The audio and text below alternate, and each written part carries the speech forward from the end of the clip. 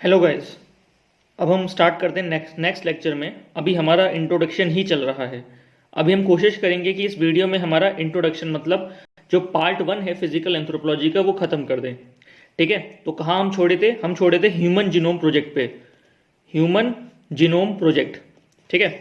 Notes खोल लीजिए, जहाँ छोड़ा था उसी के बाद से पकड़ लीजिए, लास्ट वीडियो में जहाँ छोड़ा था। ठीक है, देखो ह्यूमन जीनोम प्रोजेक्ट जो है ये एक रिसर्च ओरिएंटेड प्रोजेक्ट है जो 2004 में अनलीश किया गया था। ठीक है, इसके जरिए सिंथेटिक थ्योरी और जो न्यू फिजिकल एंथ्रोपोलॉजी की डोमेन खुली है जिसमें जेनेटिक्स का बड़ा रोल रहा है, ठीक है, उसने इंसान के ह्यूमन डीएनए को सीक्वेंस करके, जीनोम सीक्वेंसिंग करके सामने पेश किया। ठीक है, कि इंसान की बॉडी के अंदर किस तरह के कोडिंग है, किस तरह के उसके मॉर्फोलॉजी डिफाइन है उसके इंटरनल जेनेटिक स्ट्रक्चर से। ठीक है, तो जीन्स का लिंकेज खोजने की वो कोशिश थी। ठीक है, तो ह्यूमन जीनोम प्रोजेक्ट, ठीक है, देखो मेजर तौर पे फिजिकल एंथ्रोपोलॉजी का जो रोल रहा है वो रहा है मैनकाइंड इज वन को साबित करना।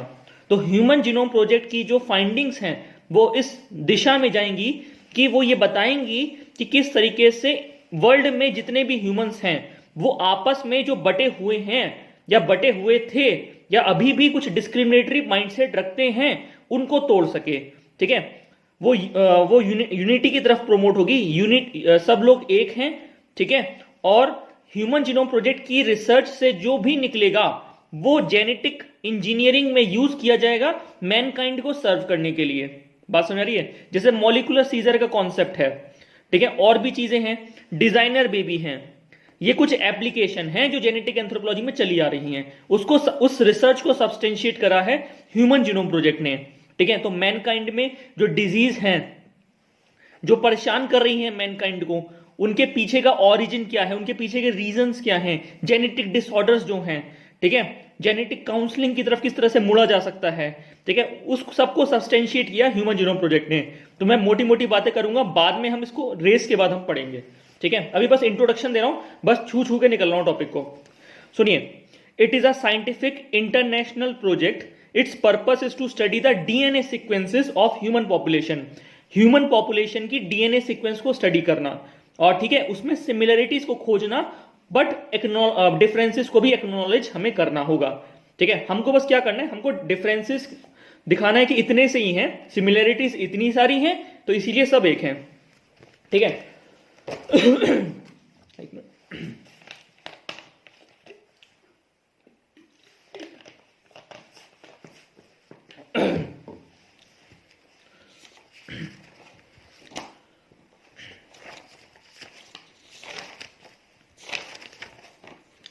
चलिए अब देखो, to fight against diseases via knowing genetic reasons involve for the betterment of mankind. Mankind के बेटरमेंट के लिए जो जेनेटिक रीजंस हैं कुछ डिजीज के पीछे, जिनको आप एनवायरमेंटल फैक्टर से उस हिसाब से सही नहीं कर सकते हैं, ठीक है, उनको स्टडी करना। ठीक है, फिर उनको रिमूव करना के लिए आगे रिसर्च में कुछ डाटा फीड करना। तो ह्यूमन जीनोम प्रोजेक्ट जो है वो हेल्प कर रहा है फर्दर जेनेटिक रिसर्चेस के लिए, जिसके जरिए इस तरह के जेनेटिक डिसऑर्डर्स, ठीक है, काफी सारे जेनेटिक डिसऑर्डर्स मैं आगे बताऊंगा आपको, ठीक है, उनको ट्रीट करा जा सके। ठीक है, तो ह्यूमन जीनोम प्रोजेक्ट यहां से स्टार्ट हो रहा है। ठीक है, सबसे पहला मैनकाइंड इज वन, दूसरा जेनेटिक डिजीजेस को ट्रीट करने के लिए। ठीक है, ये सब डालना। अब आगे बढ़ते हैं। What is the biological significance of human genome project? एक पूरा 10 नंबर का क्वेश्चन बनता है ह्यूमन जीनोम प्रोजेक्ट के बारे में, और कई बार 15 नंबर में भी आता है। सुनो, बायोलॉजिकल सिग्निफिकेंस क्या है? Study the DNA sequence, DNA sequence को स्टडी करना। ठीक है, अब आपको पता है नाइट्रोजनस बेसिस होते हैं, एडिनाइन, थाइमिन, साइटोसिन, ग्वानिन। नहीं पता तो हम बताएंगे आगे जेनेटिक्स में। ठीक है, अब उन सारे सीक्वेंसेस को स्टडी करना, इनके कोड ही डिसाइड करेंगे कि बॉडी की मॉर्फोलॉजी किस तरीके से होगी, किस तरह के प्रोटीन्स बॉडी में बनेंगे। ठीक है, अब इनके सीक्वेंसेस को स्टडी करना। Fight against diseases, genetic diseases के अगेंस्ट लड़ाई करना। ठीक है, कई बार आपके बॉडी में जो डीएनए सीक्वेंस है उनके जेनेटिक कोड्स डिसाइड करते हैं कि किस तरीके की डिजीज जो है इंसान जो है डाउन द जनरेशन सफर कर सकता है। ठीक है, तो अब हमारे पास ऐसे फीचर्स आ रहे हैं मॉलिक्यूलर सीजर, जिसमें हम उस पर्टिकुलर जीन सेट को बदल सकते हैं। ठीक है, उसको रिमूव करके क्रिस्पर कास टेक्नोलॉजी की मदद से अब हम उसको रिमूव कर सकते हैं और उसको बदल भी सकते हैं, जिसके जरिए इंसान की वो पूरी जनरेशन लाइन में उस वो जो डिजीज है उसको एलिमिनेट भी करा जा सकता है। इस पर काम चल रहा है। तो ये सब डाटा जो है ये फीड किया था ह्यूमन जीनोम प्रोजेक्ट ने। ठीक है, बहुत बड़ा प्रोजेक्ट था, वर्ल्ड लेवल का प्रोजेक्ट था। ठीक है, काफी नेशंस ने कोऑपरेट किया था इस प्रोजेक्ट पे। ठीक है, उसके बाद है identify the genetic disease, application of biological engineering. ये सब मैं बोल रहा था, ये बायोलॉजिकल इंजीनियरिंग में हो गया, या मॉलिकुलर इंजीनियरिंग बोलते हैं, बायोमोलिकुलर इंजीनियरिंग भी बोलते हैं। ये क्वेश्चन बनता है what is biomolecular engineering, molecular engineering, उसमें सब डाल सकते हो। ठीक है, beside these what is the social significance. अब सोशल सिग्निफिकेंस क्या है? सबसे पहला है बेटरमेंट ऑफ मैनकाइंड, मैनकाइंड के बेटरमेंट के लिए उठाया गया कदम। दूसरा है सोशल हार्मनी, क्योंकि टॉलरेंस प्रोवाइड करेगा, यूनिटी प्रोवाइड करेगा। उसके बाद है ग्लोबल पीस, ग्लोबल पीस आएगा। ठीक है, कोई सुपीरियर नहीं, कोई इंफीरियर नहीं, सब मैन है, ऑल आर ह्यूमंस। उसके बाद है stability of life, it helps to reduce the racial prejudice, ethnocentric bias. What is ethnocentric bias? अपने आप को सुपीरियर मानना, अपने कल्चर को सुपीरियर मानना और दूसरे के कल्चर को इंफीरियर मानना, या दूसरे के रेशियल पैटर्न्स को इंफीरियर मानना। कोई काला है तो उसको तुच्छ नजर से देखना, जैसे हमारी बॉलीवुड मूवीज हैं उसमें नेग्रिटो को ड्रग पैडलर की तरह दिखाया जाता है हमेशा, या क्राइम से एसोसिएट करा जाता है। ऐसा थोड़ी है, बात समझ में आ रही है? ठीक है, तो ये सब गलत प्रेजुडिस समाज में आ गए हैं कि आप एक नोशन लेके चल रहे हैं, एक एटीट्यूड लेके चल रहे हैं एक पर्टिकुलर रेस के प्रति कि वो गलत है या वो अच्छा है। ठीक है, ऐसा नहीं हो सकता। ठीक है, तो इन सब के मिथ को तोड़ा। ठीक है, अब आगे बढ़ रहे हैं। Ethnocentrism, what is ethnocentrism? ठीक है, looking down other cultures considering your culture is supreme. ठीक है, हमारा कल्चर सुप्रीम है, सामने वाले का कल्चर इंफीरियर है। कल्चर मतलब culture is found by the society in which a human lives, और human propagates that culture down the ages across time and space within its social group, ताकि उसकी social identity reinforce रहे, ताकि उसकी society का existence रहे। बात समझ में आ रही है? तो इथनोसेंट्रिज्म क्या है कि अपनी सोसाइटी के कल्चर्स को सुपीरियर मानते हुए दूसरी सोसाइटी को तुच्छ मानना। जैसे ट्राइबल जो हैं वो डिस्प्लेस होके जब हिंदू सोसाइटी या फिर क्रिश्चियन सोसाइटी के नजदीक आके रहने लग जाते हैं, ठीक है, तो उनके कल्चर्स को सप्रेस किया जाता है इथनोसेंट्रिज्म के जरिए। ठीक है, ऐसा नहीं है कि मार पीट के उनको अपने कल्चर फॉलो कराए जाते हैं। ठीक है, अब जैसे सपोज करो 50 घर हैं हिंदू के, दिवाली मनाई जा रही है, और एक घर है ट्राइबल का। ठीक है, तो 49 घर जो हिंदू हैं, ठीक है, और एक घर जो है ट्राइबल का, जब दिवाली होगी तो 49 के 49 मनाएंगे, और वो फोर्स करेंगे, वो अपेक्षा भी करेंगे कि ट्राइबल भी मनाए। ठीक है, और ट्राइबल कुछ टाइम बाद मनाएगा भी, लेकिन जब ट्राइबल का बंधना फेस्टिवल होगा तो कोई नहीं मनाएगा। बात समझ में आ रही है? तो धीरे धीरे करके ये सप्रेशन है, ये इथनोसेंट्रिज्म है, और ट्राइबल कुछ अपने ऐसे कल्चर्स को परफॉर्म करेगा तो ऐसा प्रतीत होता है, ऐसा दिखता भी है कि लोग उसका मजाक उड़ाते हैं कि आप किस तरह के कल्चर्स के साथ चले आ रहे हैं। ठीक है, मेजोरिटी विन करती है किसी भी एक नेशन में जब हम कल्चरल शोविनिज्म या कल्चरल सुपीरियरिटी की बात करते हैं, और ये गलत है। ठीक है, हमको क्या करना है, भले ही वो माइनॉरिटी में है, उनके कल्चर्स कम हैं, हमको उन कल्चर्स को रिस्पेक्ट देना होगा। ठीक है, क्योंकि उनके कल्चर्स उनके बायोसाइकोलॉजिकल नीड से जुड़े हुए हैं। ठीक है, मेलिनोस्की का प्रिंसिपल, उनका कल्चर भी उनके सोसाइटी के पीछे की आइडेंटिटी है, उसको भी रिस्पेक्ट देना होगा। बात समझ में आ रही है? अब देखो, डीएन मजुमदार बोले थे कि कल्चर्स जो हैं वो serve the needs of the society, क्यों मेलिनोस्कियन व्यू था। अगर कोई कल्चर किसी सोसाइटी के लिए गलत है, जैसे हेड हंटिंग था कोन्यक नागा का, तब तो उसे डिस्करेज कर सकते हो आप, लेकिन बाकी किसी कल्चर को आपको डिस्करेज नहीं करना है। You have to respect them, और इसी रिस्पेक्ट से निकलता है टॉलरेंस, इसी टॉलरेंस से निकलता है सोशल हार्मनी।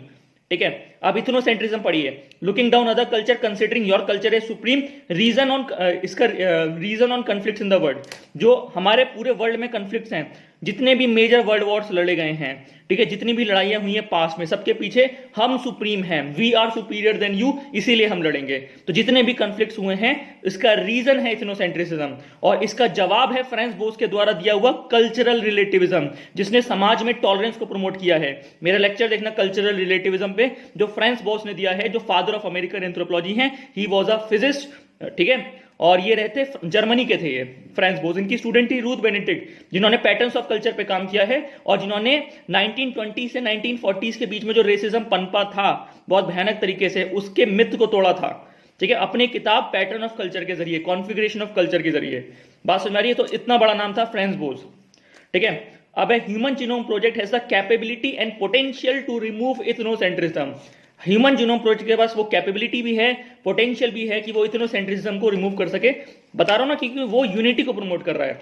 अब यूनिटी का मतलब ये मत समझना यूनिफॉर्मिटी, यूनिफॉर्मिटी नहीं है। कल्चर्स आपके सबके अलग अलग हैं, लेकिन आप सबको एक प्लेटफॉर्म पे लिया है। आपके कल्चर्स की वजह से आप सुपीरियर इंफीरियर नहीं होगे।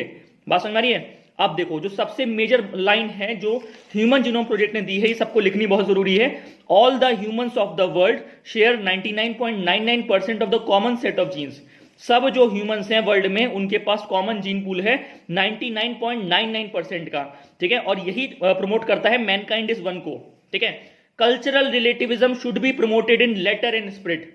हमको कल्चरल रिलेटिविज्म को प्रमोट करना है हर तरीके से, ठीक है। कल्चरल रिलेटिविज्म पे मेरा एकदम अभी जाके वीडियो देख लीजिए, ठीक है, पड़ा हुआ है, थॉट्स के अंदर कहीं दबा होगा, निकाल लीजिएगा, ठीक है। अब आगे बढ़ रहे हैं। जैसे इंडिया में जातिवाद है, कास्टिज्म है। एक कास्ट ग्रुप दूसरे कास्ट ग्रुप को इंफीरियर समझता है और एक कास्ट ग्रुप अपने आप को सुपीरियर समझता है। ये सुपीरियर इंफीरियर ने इंडिया में हेरारकीज बनाई हुई हैं। इतनी हेरारकीज हैं कि कोई भी रिलीजन इंडिया में एंटर करता है, जैसे बुद्धिज्म हो गया, जैनिज्म हो गया, क्रिश्चियनिटी हो गया, यूनिफॉर्मिटी प्रमोट करने के लिए, एकता लाने के लिए, वो खुद रिलीजन जो है हेरारकीकस हो जाता है, ठीक है। ये मैं बताऊंगा जब मैं आपको इंडियन एंथ्रोपोलॉजी पढ़ाऊंगा। जैसे कि बुद्धिज्म एंटर किया, बुद्धिज्म ने बोला कि हम यूनिटी प्रमोट करेंगे, हम जो है हिंदू सिस्टम में जो इनजुडिशियस है, डिस्क्रिमिनेटरी है, हेरारकीकस है, उसको चैलेंज करते हैं। और जो भी दबे कुचले लोग हैं हिंदू समाज के, ठीक है, वो हमारे रिलीजन को ज्वाइन कर लीजिए। अब जैसे ही वुमन हो गई,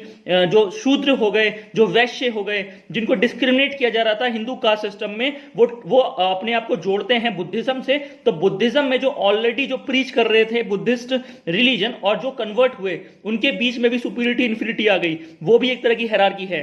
converted Buddhist were not treated as equal, were not treated as equal as to the already जो जिनके पास ऑलरेडी बुद्धिस्ट का नोशन था।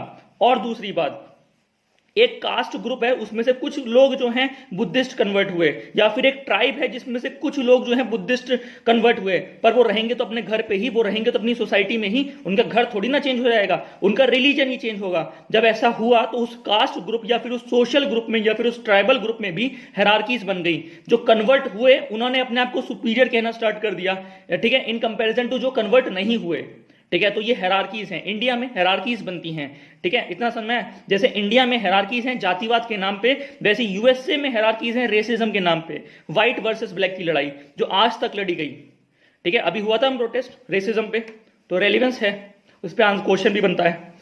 अब है racism is a false prejudice, ठीक है, that one race is superior to another. पढ़ते जाइए। Racism is a false prejudice that one race is superior to another. In this way racism has been an important factor in the lives of American, अभी भी रहा है। अब ये इसमें से अब देखो, अमेरिका जो नेशन है वो कैसे बना है, वो ब्रिटिश कॉलोनीज ने बनाया है, सारे गोरे लोग थे। अब गोरे लोग को काम कराने के लिए काले लोग आए, ठीक है, प्लांटेशन क्रॉप्स वगैरह, जो कॉटन वॉटन की खेती थी, जो फैक्ट्री में काम करना था, ठीक है। अब काले लोग और गोरे लोग जब मिले आपस में, ठीक है, उन्होंने अपने बीच में हायरार्कीज रखी, प्रॉपर सेग्रीगेशन रखा, जीन की मिक्सिंग ना हो, ये इंश्योर किया। अब इसके चक्कर में क्या हुआ, रेसिज्म, डिस्क्रिमिनेशन, ये चलता रहा। ये भी बहुत गंदी लड़ी गई है। बात सुने, मार्टिन लूथर किंग जो रहे हैं, ठीक है, जूनियर जो रहे हैं, इन्होंने खूब लड़ाई लड़ी है कास्टिज्म पे, ठीक है, सॉरी रेसिज्म पे। इतना समझ में आ रहा है? जो अमेरिका का सिविल वॉर था, ठीक है, 19th सेंचुरी वाला, वो भी इसी पे लड़ा गया, ठीक है। तो इतनी बड़ी लड़ाइयां लड़ी जा रही हैं, ठीक है। एक ग्रुप जो जो दबा हुआ है, कुचला हुआ है, वो अपने राइट्स को असर्ट करता है कि भाई हमको क्यों दबाया जा रहा है, वी आर ऑल्सो ह्यूमन, ठीक है। और जो ऊपर हैं वो उसे उठने नहीं दे रहे हैं, वो डोमिनेट कर रहे हैं, ठीक है। अब क्या है, इस तरह का फीचर है। देखो, पहले था कि ये डोमिनेट करता था और ये जो है ये सबमिट करता था। अब जो है ये जो है थोड़ा सा लिबरल है और ये असर्ट कर रहा है, पर इस लिबरल में भी कुछ डोमिनेटिंग सेक्शंस हैं, ठीक है, जिससे कन्फ्लिक्ट्स बढ़ जाते हैं। जैसे जॉर्ज फ्लॉयड की जो है बोला जाता है कि रेसिज्म के चलते हत्या की गई, ठीक है, या ये नोशन निकल के आता है, ठीक है। उसके पीछे का कोई भी रीजन हो सकता है, पर नोशन ये निकल के आता है। इससे कन्फ्लिक्ट्स बढ़ते हैं समाज में, हमको जो है इसको कम करना है, ठीक है। तो ये रेसिज्म का मिथ तोड़ रहा है ह्यूमन जीनोम प्रोजेक्ट। इसने क्या बोला कि सारे ह्यूमंस वर्ल्ड में 99.99% कॉमन सेट ऑफ जीन्स रखते हैं, तो भाई अलग क्या है, सब जब सेम ही हैं तो आप अलग किस बात के लिए कर रहे हैं, ये बात है। क्लियर हुआ? तो racism is false prejudice that one race is superior to another. In this way racism has been an important factor in the lives of Americans. अब आगे पढ़िए. They consider white race to be genetically superior.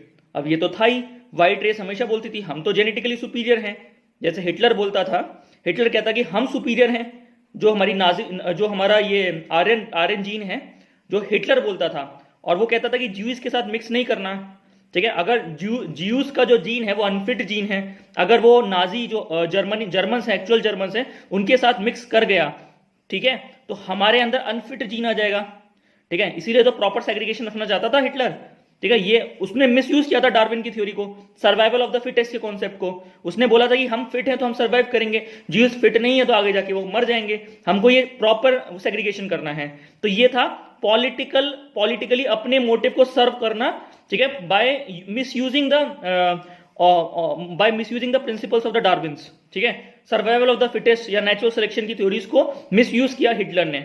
ठीक है, और misuse करके अपने actions को justify किया कि मैं एथनिक क्लिंजिंग कर पाऊं कि किसकी, ज्यूज की. और मोटिव्स क्या थे? पॉलिटिकल मोटिव्स थे बिहाइंड हिटलर के एक्शंस के पीछे, और जो गलत था. ठीक है, यही रेसिज्म था 1920 से 1940 के समय जब पीक पे था. इसका जवाब दिया था रूथ बेनेडिक्ट ने अपनी किताब पैटर्न ऑफ कल्चर से. ठीक है, जहां पे उन्होंने जैपनीज पे फील्ड वर्क किया था. ठीक है, the salt and the chrysanthemum and the salt नाम की किताब छापी थी. ठीक है, वो मैं बताऊंगा. इतना क्लियर हुआ? They consider white race to be genetically superior in gene and blood. अगर जीन और ब्लड में सुपीरियर है तो हम सुपीरियर हैं, ये बोलते थे हम सुपीरियर हैं क्योंकि हम अच्छे दिखते हैं, हम लंबे हैं, हम चौड़े हैं. ठीक है, इसलिए हम सुपीरियर हैं. तुम नाटे हो, तुम काले हो, ठीक है, तुमको कुछ नहीं आता. ठीक है, तुम्हारे में दिमाग नहीं है, हम सिविलाइज हैं, हम सेवेजरी बार्बरिज्म हम सब कूद के अभी तक इतनी जल्दी सिविलाइज हो गए, पर तुम अभी भी सेवेजरी बार्बरिज्म में पड़े हो. इस तरह की बातें वो करते थे. तो हेरारकीज इन्होंने भी डेवलप की. ठीक है, और फिर उन्होंने इन्हीं हेरारकीज का यूज किया इंडिया में. डिवाइड एंड रूल की पॉलिसी जो रिस्ले ने डिजाइन करी थी ब्रिटिश कॉलोनिज्म को कंसोलिडेट करने के लिए, प्रॉपरली उसको यूज करने के लिए. बात समझ में आ रही है? तो इन सबका जवाब था human genome project. Nazism of Hitler was based on racism. ठीक है, हिटलर ने बोला कि ज्यूज हैव इंफीरियर जीन्स, जो मैंने बात करी. If Jews genes enter into Aryan race, अगर जो ओरिजिनल जर्मन इनहेबिटेंट्स हैं उनके अंदर ये जीन्स आ गए, ठीक है, then our whole race would be wiped out. तो हमारी रेस वाइप्ड आउट हो सकती है. ये हिटलर ने डर बिठाया और अपने एक्शंस को जस्टिफाई किया जो एथनिक क्लिंजिंग की तरफ मुड़े. ठीक है, hence he started ethnic cleansing. ठीक है, अब ये है प्यूरिटी ऑफ रेस. इसी रेस की प्यूरिटी का ही तो कि प्रिंसिपल को तो नाजीवाद बोलते हैं, नाजिज्म बोलते हैं. ठीक है, अब आगे बढ़ते हैं. He even misused Darwin theory, और डार्विन थ्योरी को भी मिसयूज किया इन्होंने. ठीक है, Darwin said that in the struggle of existence, ये मैं बता चुका हूं. Darwin said that in the struggle of existence the fittest would survive. Survival of the fittest, ये डार्विन बोलेंगे. अब मैं आगे बताऊंगा इवोल्यूशन की थ्योरीज में. Hitler said that we Aryan race, हम जो आर्यन रेस हैं, we are the most fit and Jews are the unfit. Hence they do not have right to life. ठीक है, देयरफॉर वाइप ऑफ देम, उनको मार दो. ये था एथनिक क्लिंजिंग ऑफ ज्यूज को जस्टिफाई करना. तो समझ में आया हिटलर ने काम क्यों किया था? हम पढ़ते बहुत हैं, बेसिक रीजन हमें समझ में नहीं आता. इसके पीछे की एक पॉलिटी है, उसका भी रीजन है हिस्ट्री में खोजना. ठीक है, अभी यहां नहीं पढ़ाऊंगा, बहुत लंबा हो जाएगा. ठीक है, अब आगे हो गया. अब आगे बढ़ते हैं. Men's social life.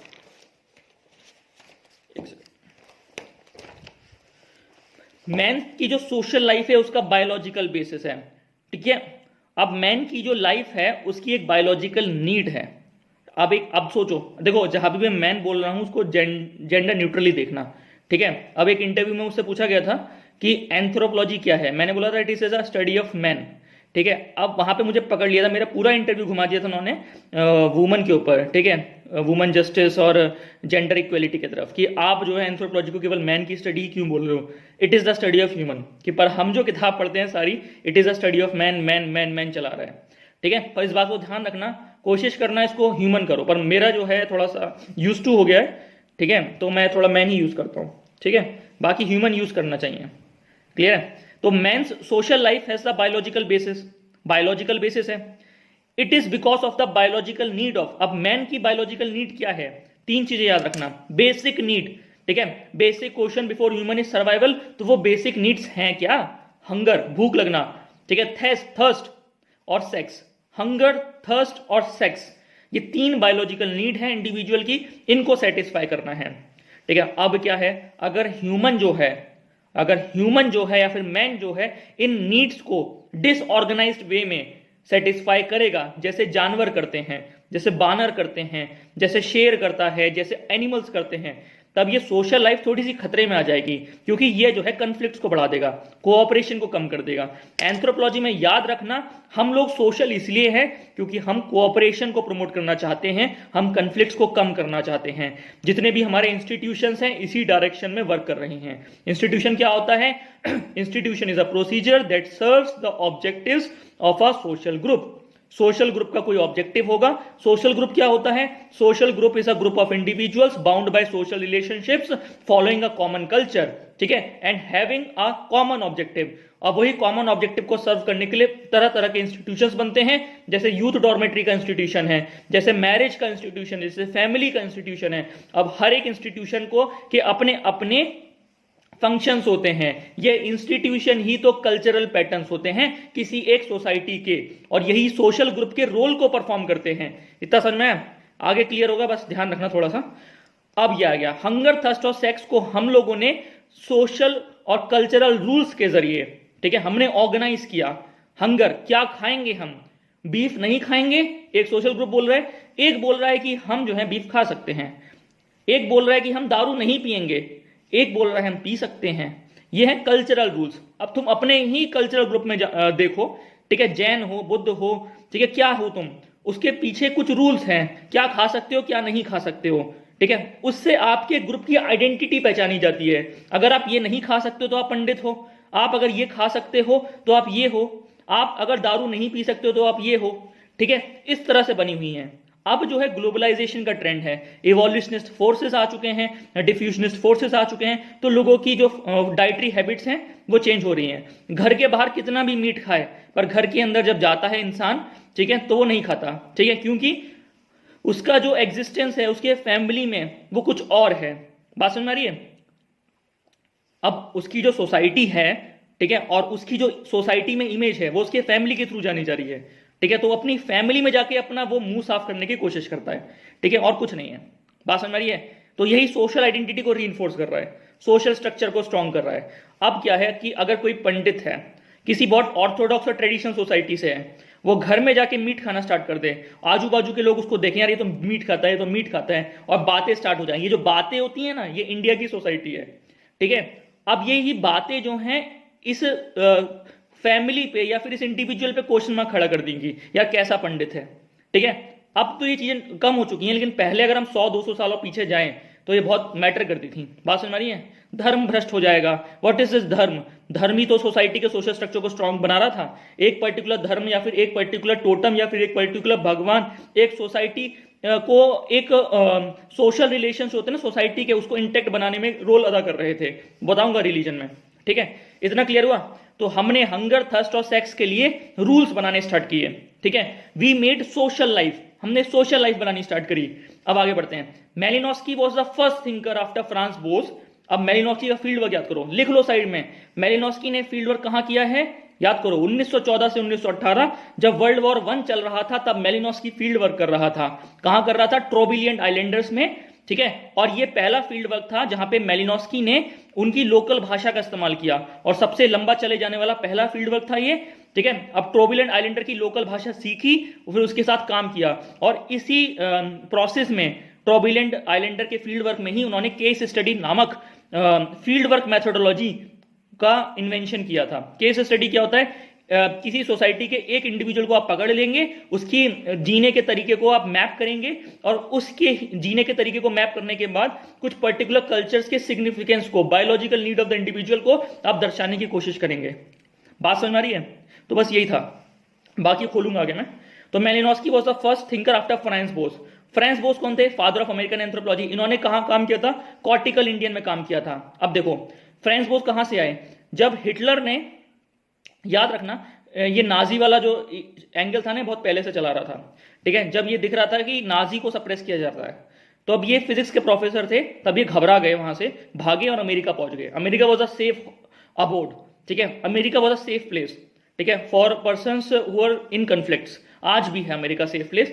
तो फ्रांस बोस वहां से भागे और उन्होंने अपनी फिजिक्स की पढ़ाई छोड़ दी। उनका जो इंसान के प्रति प्रेम है उसके जरिए ही उन्होंने इंसान पे स्टडी करना स्टार्ट किया, इंसान की मनोदशा, कि किस तरीके से कन्फ्लिक्ट्स को कम करने के लिए इंसान ने कल्चर्स बनाए हैं, कल्चर्स पे काम करना स्टार्ट किया। फिर उनके स्टूडेंट्स ने आगे जाके उनके काम को आगे स्थापित किया, पैटर्न्स ऑफ कल्चर जैसी किताब निकाली, वो आगे बताऊंगा। ठीक है, तो फ्रांस बोस ने काम किया था कॉर्टिकल इंडियन पे, केस स्टडी पे। ठीक है, ठीक है, अब याद करो कि he was the Malinowski was the first thinker after Franz Boas to some extent who highlighted the biological basis of social life, मैं बता चुका हूं। And this biological basis was miss use by racism, और इसी biological basis को miss use किया था racism ने। ठीक है, याद हो गया, बायोलॉजिकल बेसिस को मिस यूज किया, चार्ल्स डार्विन को मिस यूज किया, मतलब हमको डिस्क्रिमिनेट करना है, रेसिज्म ये बोल रहा है। बेसिस कुछ भी है, चाहे वो मेलिनोस्की का बायोलॉजिकल बेसिस आप कर रहे हैं या डार्विन की survival of the fittest theory को आप मिस यूज कर रहे हैं। ठीक है, अब आगे बढ़ रहे हैं। To show one's race supreme. ठीक है, अब खुशी कब मिलती है? जब आप सुपीरियर हो। आप क्यों पढ़ रहे हो? आपको आईएएस बनना है, आपको पीसीएस बनना है। क्यों बनना है? क्योंकि आप अपने आप को सुपीरियर देखना चाहते हो समाज में। ठीक है, खुशी उसी में तो है जब आप समाज में थोड़ा सा समाज से ऊपर उठ जाओ। ठीक है, तो ये ऊपर उठना क्या है? यही तो सुपीरियरिटी का कॉम्प्लेक्स है। ठीक है, वाई हमको ऊपर क्यों उठना है, इसके पीछे के रीजंस को समझिए। ठीक है, आपको इस तरीके से देखना होगा, भले ही आप में नॉलेज आ गई है पर आप जो है सोसाइटी से अलग मत स्टैंड होना, आपको वर्क करना है सोसाइटी के लिए। बात समझ में आ रही है? तो आपके अंदर ये थॉट होना चाहिए कि वी ऑल आर इक्वल। ठीक है, वी ऑल आर इक्वल मतलब हम बराबर हैं। हम में हायरार्कीज क्यों बनी है? क्योंकि हमारे नॉलेज लेवल या हमारी पॉकेट वेल्थ ने हमको समाज से अलग खड़ा कर दिया है। ठीक है, हमको इस चीज को समझना होगा और इस चीज को एक्नॉलेज करना होगा कि समाज में जो लोग हैं वो अनइक्वल नहीं हैं, दे आर हमेशा वो एक ही प्लेटफॉर्म पर हैं। ठीक है, हायरार्कीज हमने बनाई हैं अपने कल्चर्स के जरिए। ठीक है, अपनी जो इकोनॉमिक वेल्थ है या अपने नॉलेज लेवल है उसके जरिए। बात समझ में आ रही है? ये फालतू बात बोली मैंने, इसको मत डालना। अब आगे बढ़िए। ठीक है, अब कुछ जनरलाइजेशन हैं रेसिज्म के, जैसे ब्लैक्स आर इमोरल। मैं बोल चुका हूं, बॉलीवुड की फिल्में दिखा रही हैं, गलत है ये। ठीक है, blacks are immoral, blacks are murderers, दिखाया जाता है कि ब्लैक लोग मर्डर ज्यादा करते हैं, ब्लैक जो है बैड होते हैं, black do not have knowledge abilities. ठीक है, ये सब हैं। और कहीं कोई ब्लैक आप कुछ अच्छा कर जाए। ठीक है, अब एक ब्लैक रेसर है, ठीक है, बहुत तेज दौड़ता है। ठीक है, अब उसने इस नोशन को तोड़ा कि ब्लैक अच्छा भी करते हैं। ठीक है, अब ये जो चीजें हैं ना, ये गलत गलत नोशंस बने चले आ रहे हैं। ठीक है, कुछ अच्छा भी करें तब भी उसको गलत चीजों से जोड़ा जाता है, ये गलत है। यही एक रेसिज्म का प्रतीक है। ठीक है, वो ब्लैक इसीलिए हैं क्योंकि उनके एनवायरमेंट के में रहने के लिए डाउन द एजेस कुछ मॉर्फोलॉजिकल चेंजेस हुए हैं, जिस हिसाब से वो सरवाइव कर पाए हैं। नेचर ने कुछ फीचर्स को सिलेक्ट किया है जिसके जरिए उस पॉपुलेशन का सर्वाइवल आज जो है एग्जिस्ट करता है। ठीक है, हमको उस चीज को रिस्पेक्ट देना है। और जो रेस है, नेग्रिटो रेस है, ठीक है, ये कोई अलग नहीं है, ये भी ह्यूमंस ही हैं। ठीक है, आप इनको डिस्क्रिमिनेट नहीं कर सकते। ठीक है, क्लियर हो गया? चलो, hence Darwinism theory was one of the most misused theories in the world, where different ideologies misinterpreted its principle to serve their political agenda. जो मैं बोल चुका हूं, अपने पॉलिटिकल एजेंडा को सर्व करने के लिए थ्योरीज को मिसयूज किया। गांधी ने दिया था ना, politics without principle is a great sin. ठीक है, यहां पे मिसयूज हो रहा है, समझ में आ गया? अब आगे बढ़ते हैं। इवन कॉलोनाइजर्स, जो ब्रिटिश कॉलोनी बनाई गई हैं, जैसे ब्रिटिश ने इतनी सारी कॉलोनीज बनाई, ठीक है, अब वो सारी कॉलोनीज जो हैं, ठीक है, जो ब्रिटिश ने बनाई, तो ब्रिटिश ने जस्टिफिकेशन क्या दिया? ब्रिटिश ने बोला कि हम फिट हैं, हम सिविलाइज्ड हैं, हम आप लोगों को सिविलाइज बनाएंगे। ठीक है, और अपने इस रूल को उन्होंने, अपने इस कथन को जो मैंने बोला उसको जस्टिफाई किया। तो आप आगे बढ़ो। Even colonisers used Darwin theory to justify colonisation practised by them, survival of the fittest. अब जो इस बार भी क्वेश्चन बना था, मैंने पढ़ाया भी था, ये मैंने पढ़ाया था लेस्ली वाइट और मार्विन हैरिस में। ठीक है, इंफ्रास्ट्रक्चर और ये टेक्नोलॉजी की जो डिबेट थी, जिसमें मैक्स मुलर ने क्या बोला था। ठीक है, अब ये था, शायद ये पीसीएस में आया था, यूपी पीसीएस में, चेक कर लेना एक बार। आर्यंस ने जो है आईवीसी पे अटैक किया था। ठीक है, ये बोला गया है मैक्स मुलर के जरिए, और ये बोला गया कि आर्यंस जो हैं आईवीसी पे अटैक करते हैं और आईवीसी को वाइप आउट कर देते हैं। ठीक है, क्योंकि इस तरह के स्केलेटन मिले हैं, आईवीसी में किसी का हाथ नहीं है, किसी की गर्दन नहीं है, इसका मतलब है कुछ क्लैश हुआ था। ठीक है, ऐसा प्रतीत हो रहा है। ठीक है, तो अब ये बोला जाता है कि infrastructurally, technologically IVC people were more strong than Aryan peoples, ठीक है। तो how come Aryan could have wiped IBC people, ये बोला जाता है, ठीक है। ये क्वेश्चन मार्क है मैक्स मूलर पे की डिबेट पे, ठीक है। अब ये आ रहा है कि they were more civilised, even they were having more tools than Aryans, then how could Aryans could have wiped out IVC, ये क्वेश्चन मार्क है। इसका हम आंसर ढूंढेंगे आगे जब एंथ्रोपोलॉजी में डुबकियां मारेंगे, ठीक है। How come Aryans could have wiped out IVC people, ठीक है। Coloniser says that the fit has to survive, जो फिट है वही सर्वाइव करेगा। Even world wars were given justification by this, अब इसी के जरिए ही वर्ल्ड वॉर को भी जस्टिफिकेशन दिया गया, ठीक है। जहां भी ये आता है ना सुपीरियरिटी इंफीरियरिटी, इसमें जो है कंफ्लिक्ट बनता है। जैसे मार्क्स ने बोला था वर्कर्स और जो कैपिटलिस्ट हैं उसके बीच में कंफ्लिक्ट हुआ था। जब भी इनइक्वालिटी बढ़ती है समाज में, ठीक है, वैसे ही कंफ्लिक्ट्स बढ़ते हैं, ठीक है। हमको ये एक्नॉलेज करना होगा कि इनइक्वालिटी ज्यादा ना बढ़े। हमको इस तरीके से चीजों को प्रमोट करना होगा कि जो कैपिटलिस्ट की नीड्स हैं वो भी फुलफिल होती रहें, और जो वर्कर क्लास है, जो समाज में नीचे हैं, जो गरीब हैं, जब हम बाहर निकलते हैं ना तो अपने आंखों से देखो, ठीक है। अभी कोई गरीब आया तो गरीब को गरीब मत देखो, गरीब में इनइक्वालिटी को देखो, ठीक है। बात समझ में आ रही है? अगर आप गाड़ी में चल रहे हैं तो आप उस इंसान को देखिए जो साइकिल पे चल रहा है, ठीक है, वो इनइक्वालिटी है। हमको इस तरह का समाज चाहिए जिसमें कॉन्फ्लिक्ट्स कम हो। कॉन्फ्लिक्ट्स कब कम होंगे? कॉन्फ्लिक्ट्स कब तब होंगे जब समाज में इनइक्वालिटीज कम होंगी। बात समझ रही है? ये थोड़ा फिलोसॉफिकल एस्पेक्ट है, इसको भी मत डालना, ठीक है। अब हम समझाते हैं आगे। Human genome projects promotes oneness of mankind and removed ethnocentricism, ठीक है, इतना क्लियर हुआ। It helps to understand African origin of mankind. अब देखो, ये बोला जाता है कि एक आउट ऑफ अफ्रीका थ्योरी है। इसको सब्सटेंशिएट किया था किसने? इन्होंने, ह्यूमन जीनोम प्रोजेक्ट ने। और इस थ्योरी को प्रपोज करने के पीछे नाम था लीकी का। देखो, लीकी बहुत फेमस आदमी है, अफ्रीका में घूम घूम के खोज किया है, इतने सारे कल्चर्स निकालने की कोशिश करी है उसने, जो हमारे पास्ट ह्यूमंस है, फॉसिल्स निकालने की कोशिश करी है। होमो हैबिलिस पे काम किया है उसने, ओल्डुवाई गॉर्ज में काम किया है उसने, ठीक है। तो लीकी एक बहुत बड़ा नाम है, ठीक है। अब लीकी का नाम आएगा तो फॉसिल्स में हम पढ़ेंगे उसको, ठीक है। ओल्डुवाई गॉर्ज पे नाम पे तो भाई क्वेश्चन दे दिया था 10 नंबर का यूपीएससी ने, ठीक है, और मतलब बहुत आसान था, ठीक है। अगर लीकी के बारे में पता है तो ओल्डुवाई गॉर्ज आप पढ़ोगे ही पढ़ोगे, ठीक है। अगर ओल्डुवाई गॉर्ज के बारे में, ओल्डुवाई गॉर्ज क्या है? एक साइट है जहां पे स्केलेटन खोजे थे लीकी ने, ठीक है। अगर ओल्डुवाई गॉर्ज पे क्वेश्चन आया तो लीकी नहीं लिखा तो नंबर नहीं देगा, मान के चलिए नहीं देगा, ठीक है। चलिए अब आगे बढ़ते हैं। It helps to study the African origin of mankind. ये बोला जाता है आउट ऑफ अफ्रीका थ्योरी में जो होमोसेपियंस हैं वो पहली बार इमर्ज करते हैं अफ्रीका में आज से 70,000 साल पहले। उसके बाद वो माइग्रेट करते हैं वर्ल्ड के दूसरे कॉर्नर्स में, ये बोला जाता है, ठीक है। अब सुनो, it told us that humans first evolved in Africa. Human genome project ये बोलता है कि Africa is the cradle of mankind. ये स्टेटमेंट बहुत बार देखी गई होगी आपने, Africa is the cradle of Mankind. Homo sapiens first evolved in Africa. Homo sapiens मतलब आज का होमोसेपियंस, मतलब अर्ली होमोसेपियंस हम डाल सकते हैं, चांसलीट, क्रो-मैग्नन, ये सब जो है ना, और प्रोग्रेसिव निएंडरथल, ये सब है।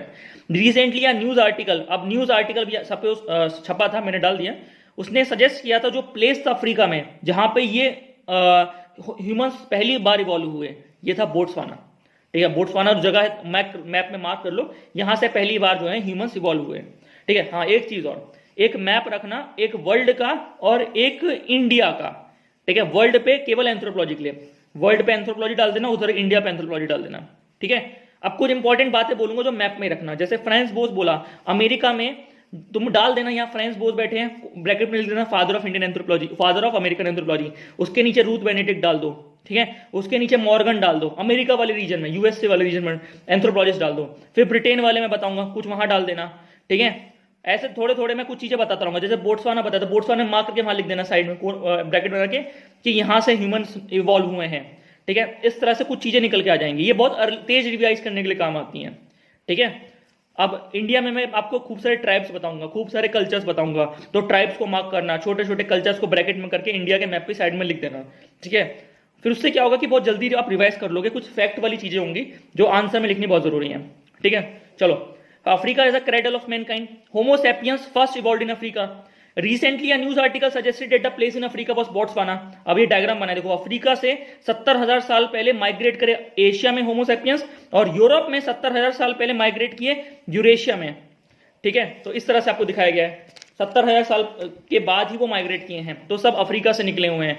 This is out of Africa theory, इसको सब्सटेंशिएट किया ह्यूमन जीनोम प्रोजेक्ट ने। ठीक है, that Homo sapiens first evolved in Africa and from here around 70,000 साल पहले they migrated out of Africa.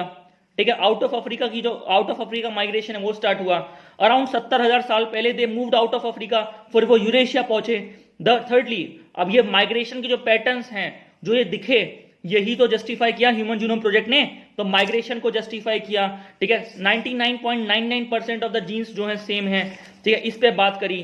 ठीक है, प्यूरिटी ऑफ रेस को समाप्ति की तरफ लेके आया। नाजिज्म जैसी फिलोसफी, इथनोसेंट्रिज्म, बाइसनेस जैसी फिलोसफी को तोड़ा। ठीक है, रेसिज्म, कास्टिसिज्म को तोड़ा। ठीक है, ये सब है।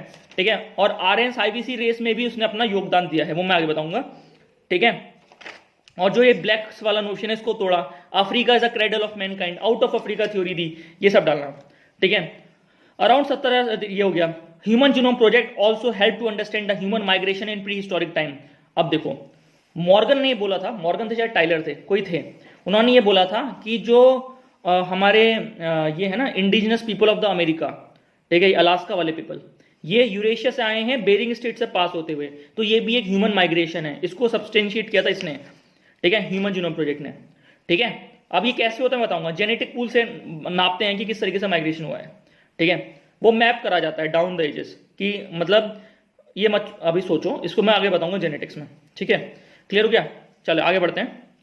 Human genome projects also help to understand human migration pre historic time, कोई दिक्कत नहीं है। अब देखो, American Indians were Asiatic in origin, ये जो मैं बात कर रहा था, they have migrated from Central Asia, Central Asia से ये माइग्रेट किए हैं। ये शायद मॉर्गन और टाइलर ने किसी एक ने बोला है और इसको सब्सटेंशिएट किया था।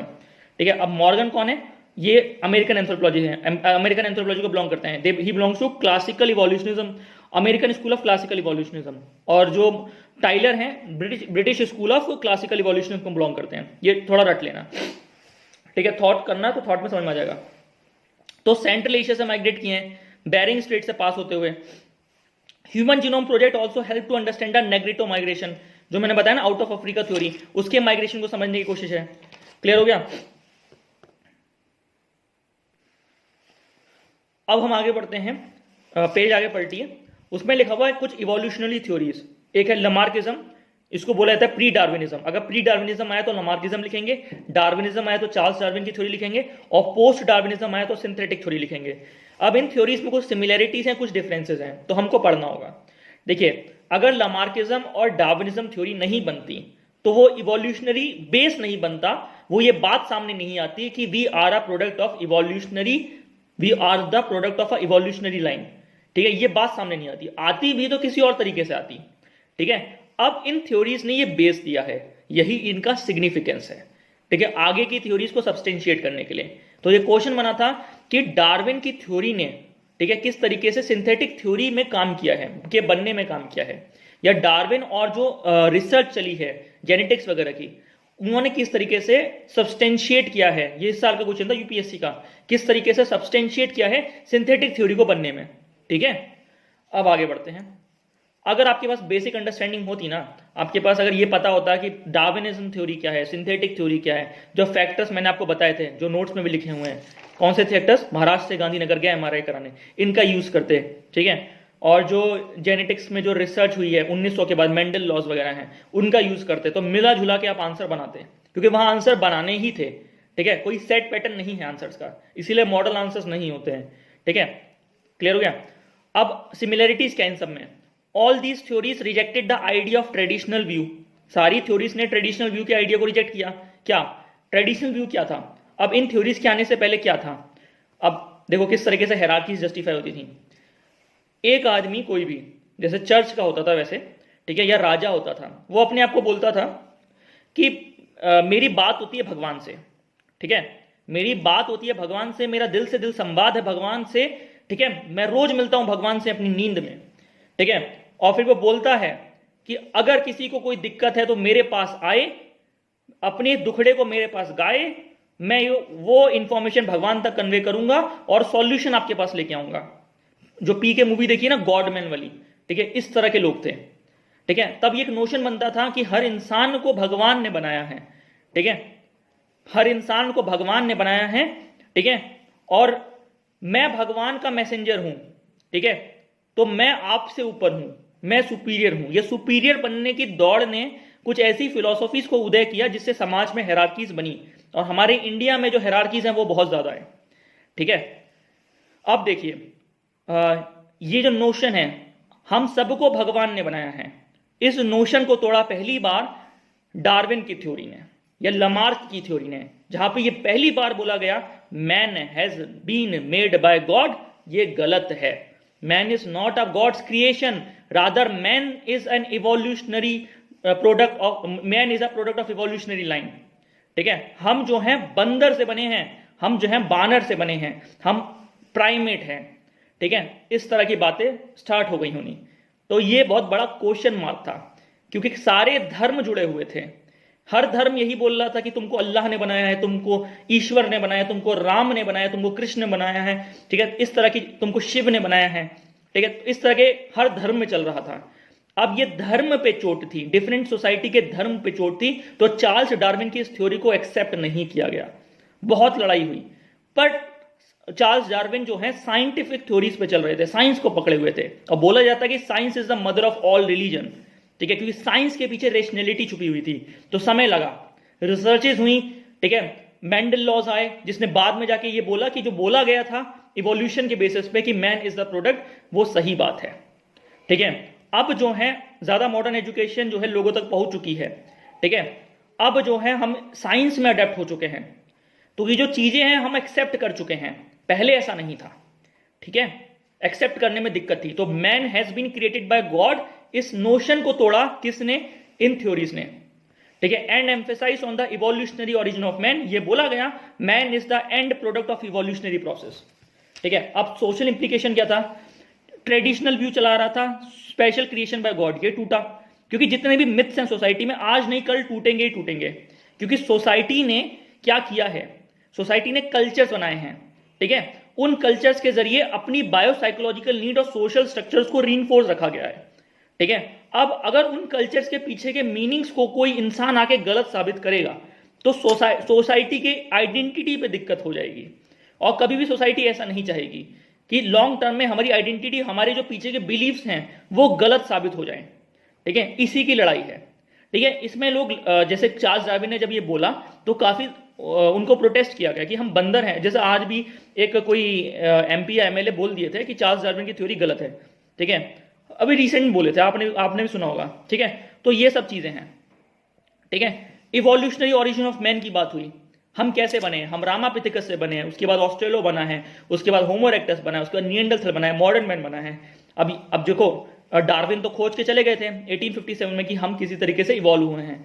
अब उसके पीछे के जो मिसिंग लिंक्स थे, जैसे उनके ये बात बोलने से पहले निएंडरथल मिल चुका था हेकेल द्वारा 1954 में, उसके बाद 1891 में होमो इरेक्टस खोजा गया यूजीन डुबोइस के द्वारा। उसके बाद जो बात हुई, क्या बात हुई थी उसके बाद? फिर रेमंड डार्ट ने ऑस्ट्रेलोपिथेकस ढूंढा था, ठीक है। उसके बाद 1924 ने फिर ऑस्कर लेनिस ने ढूंढा था, हमारे ये ऑस्कर लेनिस ने 1932 में रामापिथेकस। तो इस पर बात हुई थी, क्लियर हुआ? अब चलो आगे नेक्स्ट में करेंगे, नेक्स्ट वीडियो में।